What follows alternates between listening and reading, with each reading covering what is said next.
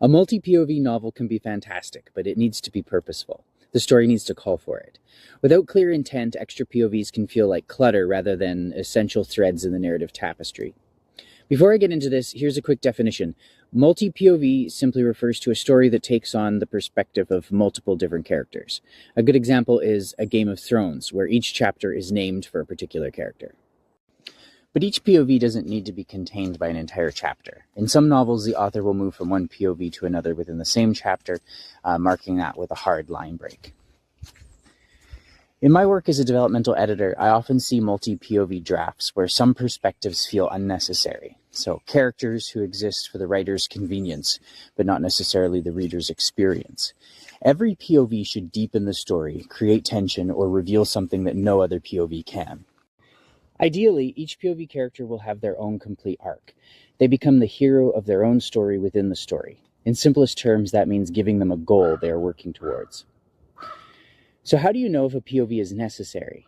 Ask yourself, does this character's perspective reveal unique stakes or insights? Does this POV build tension or conflict with others? Would the story collapse without their inclusion? If the answer is no, that POV might need reconsidering. Have you ever read a book where you're excited by one character's POV but bored by the other? That signals a weak strand. We need to care about each POV. To achieve that, each POV needs a goal, a trajectory, and stakes that generate emotional draw. Take Cloud Cuckoo Land by Anthony Doerr, for example. Each of the 5 protagonists has their own complete plot, and though they exist in different timelines, their lives are bound by a shared thread, the mysterious Cloud Cuckoo Land manuscript. The book works really well because of its purposeful structure. Each POV builds on the novel's theme of how stories can connect people across time, especially in the face of massive upheavals.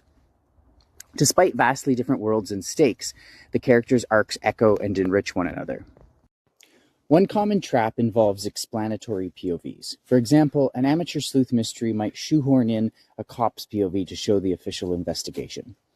This can drain tension if both POVs drift toward the same conclusion. Conflict matters, so let your POVs create obstacles for each other.